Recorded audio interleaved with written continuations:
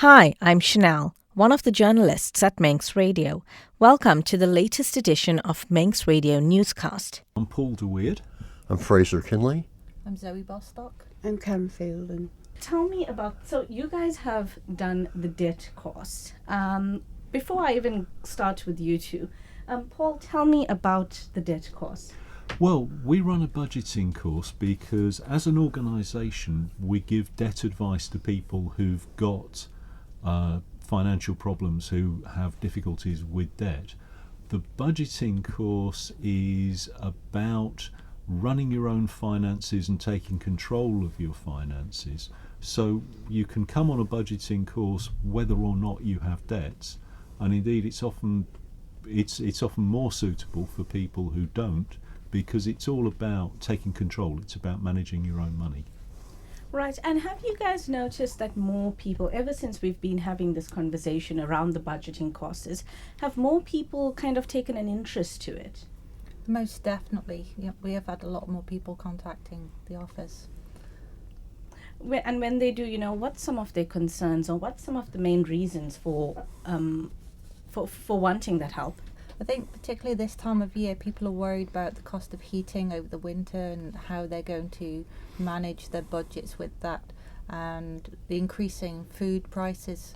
Everything really is adding up for them and causing more of a concern. And Paul, would you like to add on there from doing the budgeting course? What have you noticed speaking to people? What's the trends or the fears there? Well, it's always a complicated pattern, because really people's financial position, anybody's financial position, is kind of a byproduct of your life. So if you find that your health is giving you problems, or you're having difficulties finding employment, financial problems going to follow from that. So there's always a varied pattern of reasons for people coming to us. There's seldom a single trigger. And the last budgeting, not this previous one, but the one before that, would have been about between 3 and 6 months prior? Yeah, probably about 6 months previously. And from what have you noticed from the previous one to the one that you've just done? Aside the fact that people's fears are more heightened, can people make it? Are people genuinely just trying to find reasons to stay afloat? People always have to focus on money to stay on top of it. I think we live in a society that always encourages people to spend quickly and thoughtlessly, and makes it easy to spend money without thinking, and giving yourself the opportunity to stand back, look at the bigger picture and think, okay, what are my priorities? Are there ways that I can increase my income? Am I focusing the money I have got on the things that matter most to me? That always makes a difference in people's lives. And if I can ask, have you noticed, is there like a certain age group that you've noticed that comes more, that's more interested in these budgeting courses? Are you seeing younger? Are you seeing older? Is it a mix? I think there are trigger points in people's lives when they focus on it.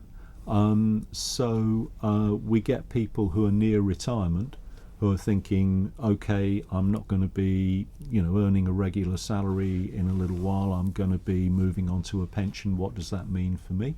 But we also get a lot younger people, maybe people who are starting a family, or people who are finding that they've got young children, and that's impacted their expenses, of course, but also impacted their earning ability. And so that change of gear in their life prompts them to join in.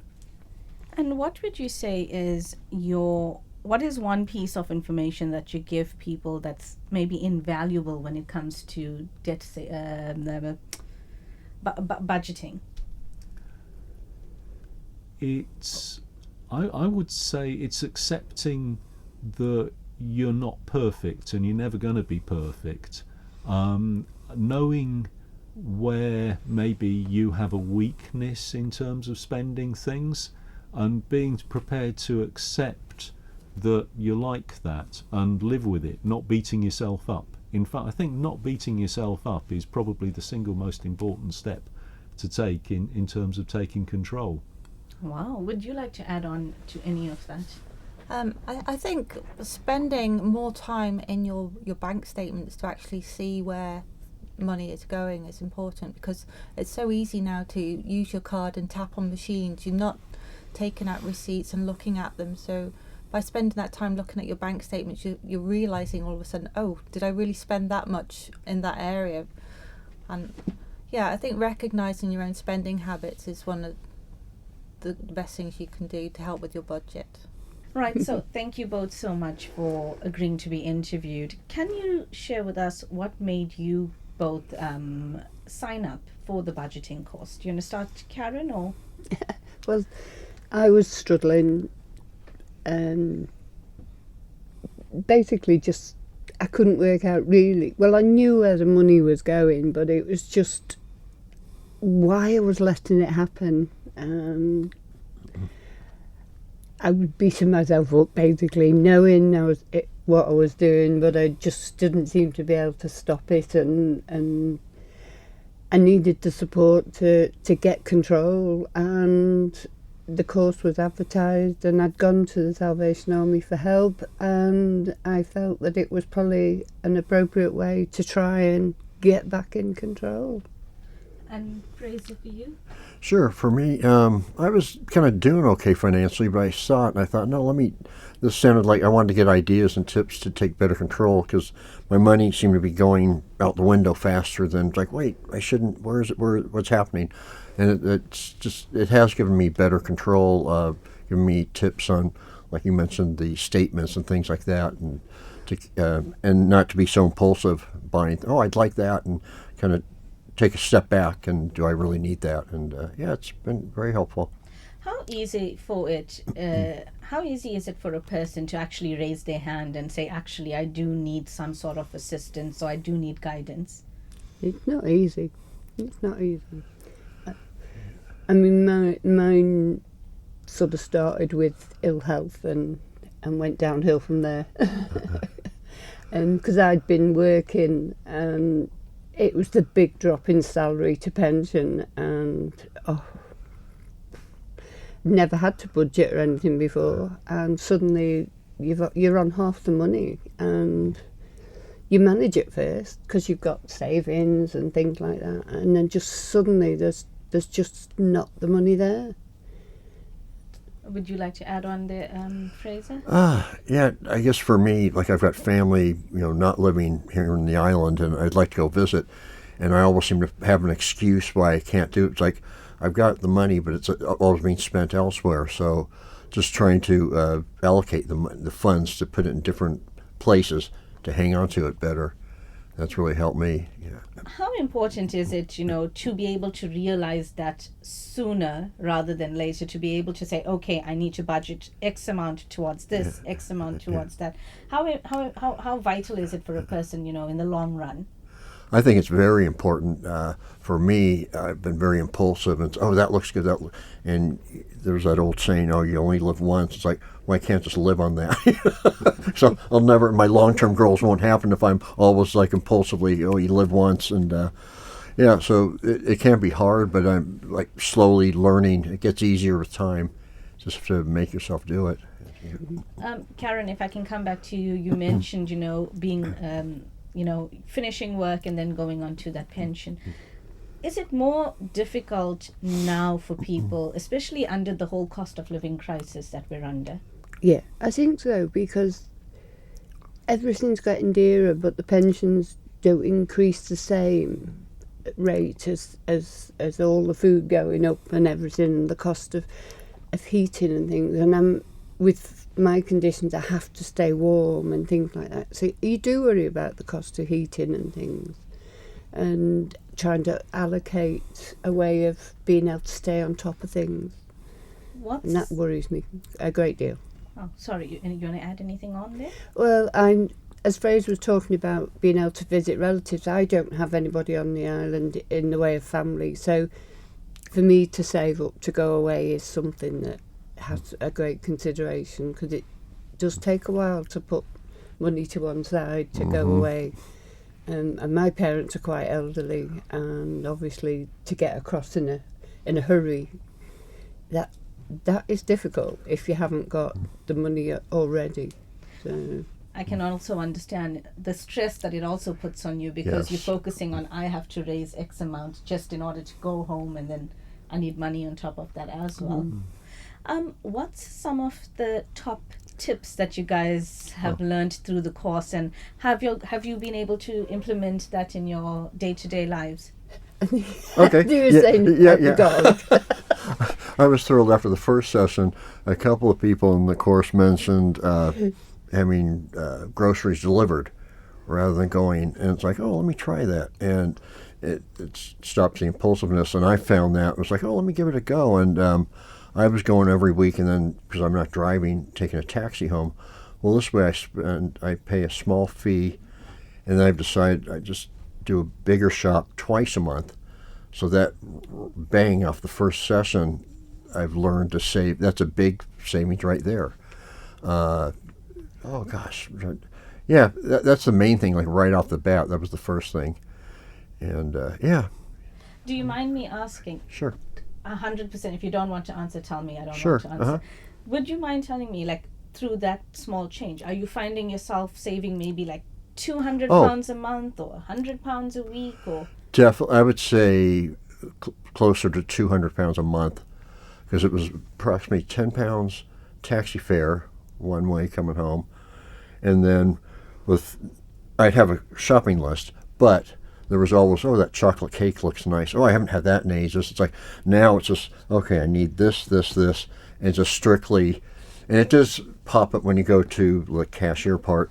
It does give you like other idea, something sort of impulsive, but it's not the same as being there and smelling it and seeing it. And so that's been, for me, it's been great. And yeah. Yeah. I still go into the supermarket, but you do still find myself with the odd, like, packet of jam donuts and things. Haven't got past the leaving the jam donuts on the shelf yet. Oh, it's fine. It's a little treat. Yeah. But is there anything that you've been able to implement in your day-to-day? Yeah, it's kind of keeping away from the internet shopping. That's the first stage. That's the big thing, is keeping away from the internet. And I think as soon as I had got some internet shopping already done, and once the parcel's delivered, it's kind of, I've agreed with my closest friend, we're going to delete the company that once the last parcel comes, we are actually going to delete it off my computer. Oh, that's very brave. I try and do a 1 month a treat for myself. I have to budget that in. Yeah, we tried budgeting like so much I was allowed a month, but it didn't work. Yeah. So we're going to delete them, and then if I need something for my jewellery making or something like that, then we'll see later on about a single order or something like that. But currently, I think I've enough to keep me going for the next 12 months, so it shouldn't be an issue. In this current economy that we're in, how difficult is it to stick to that budget, or to keep and stick to that budget? Not easy. I don't think it'd be easy for anybody. Yeah. Never mind those who are already struggling. I think everybody is probably struggling nowadays. Yeah. Yeah, everything's jumped up since COVID. It's like, and like you mentioned, like wages or pension, whatever, it's not keeping up with it. And you get an estimate for something to be done at the house, and it's like, whoa, I can't afford that. And yeah, it's crazy.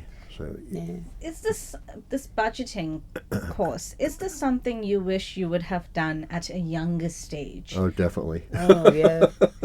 And then is it something that you then recommend or advise some of the youngsters to actually start looking into from an earlier age, so they're much wiser? Definitely. With their money. I would recommend it to anyone. But Yeah. I had the pressure.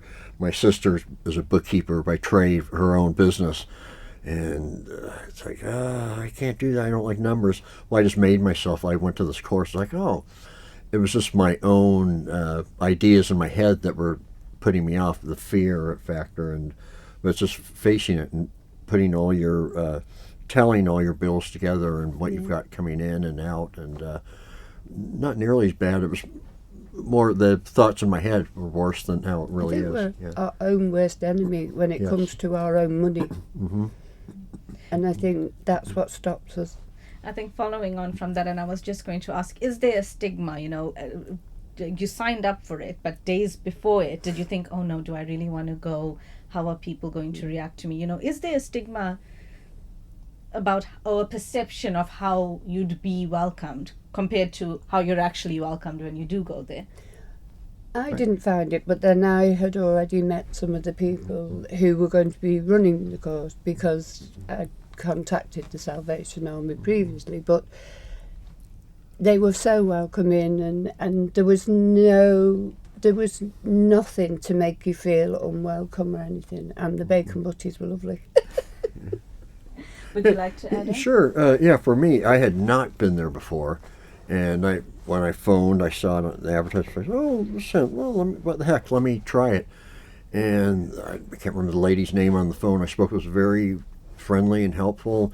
And then when I went the first day, like you mentioned, everyone was so welcoming and friendly. I felt right at ease, and yeah, no problem. Right. Now, Paul, listening to Fraser and Karen share their stories, share what they've been through and how it's helped them and how they've adapted it, being the person that runs this debt course, what goes through your mind when you look at them, listen to their story, hear about some of the challenges?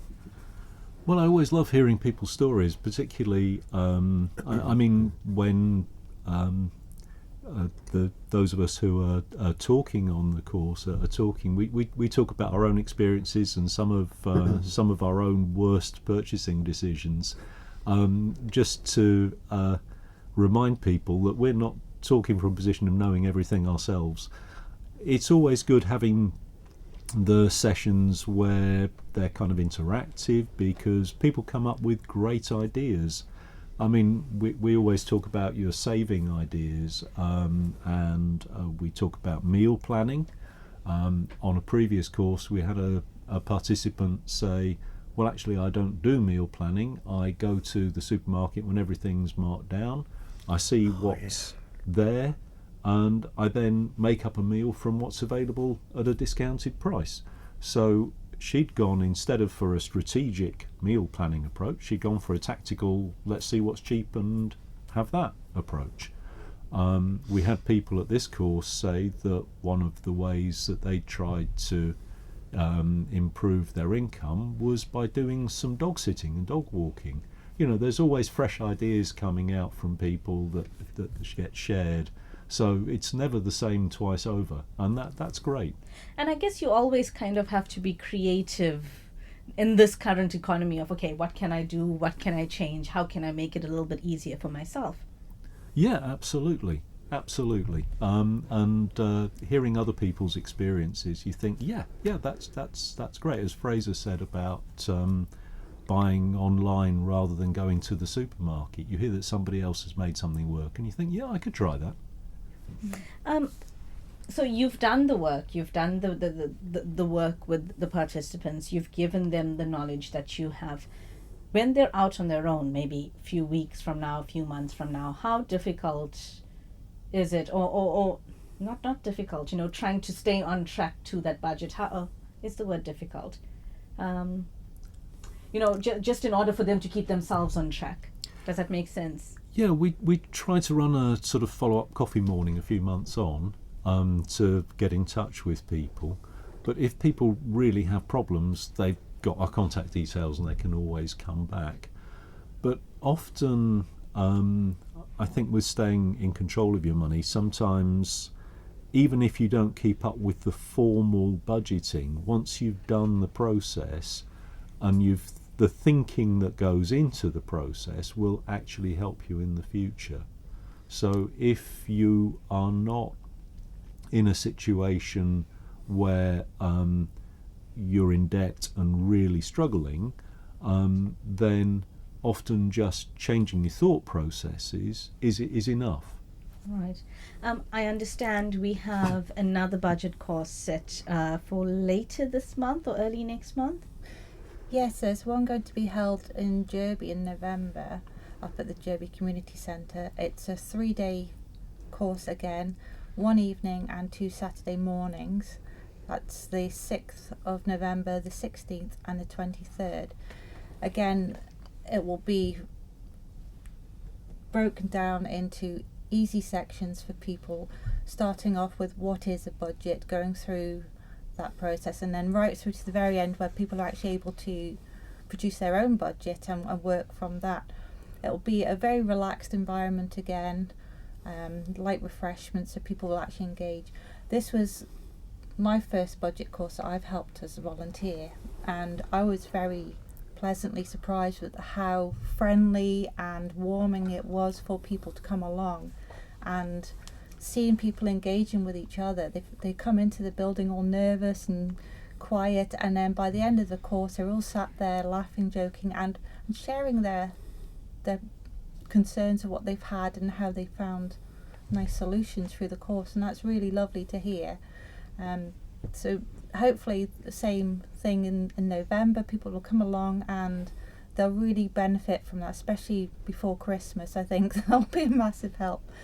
But can I just say, one of the things for me going into it as a newbie, my initial idea of budgeting was, oh gosh, that's going to be so boring, and how it would just be all the important bills, getting your gas paid and that. What I didn't actually realise, and I've taken away from that, is budgeting isn't just about the boring things. It's about recognising what you need to enjoy life as well, and budgeting for those items, because without enjoyment of life you haven't got much. So really it's the whole package, and that's what you come away with. You touched on a very important thing there where you spoke about the lead up to Christmas. Do you guys want to discuss anything about, leading up to Christmas, how people are going to be anxious? Paul? Yeah, I think the thing that I would say about Christmas is be realistic about your Christmas. Don't just splurge. Think about what's really important to you in terms of having the time with your family or the people you want to be with, and if you do that, then be prepared to think about more of a sharing Christmas, not trying to just focus on the food and the drink and the presents, but remember that when you give a present to a toddler, they'll spend more time playing with the box than the present. So being prepared to have a bit of a sense of proportion about it all.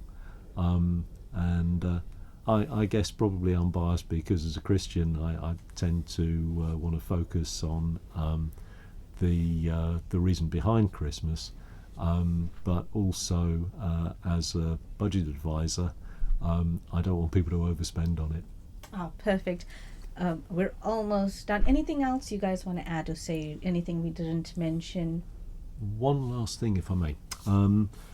It's an exciting time for the debt advice team, because I'm happy to say that we've received funding for a 3-year appointment of a debt advice caseworker. This is great news because our manager Debbie has been the only employee on the debt advice side. All the rest of us are volunteers. Having another full-time person in there will make a really big difference, and the details are available on the Salvation Army Facebook page. It's open until Sunday the 3rd of November. That's the closing date for applications. Thank you for making it to the end of the Manx Radio Newscast. You are obviously someone with exquisite taste. May I politely suggest you might want to subscribe to this and a wide range of Manx Radio podcasts at your favourite podcast provider, so our best bits will magically appear on your smartphone. Thank you.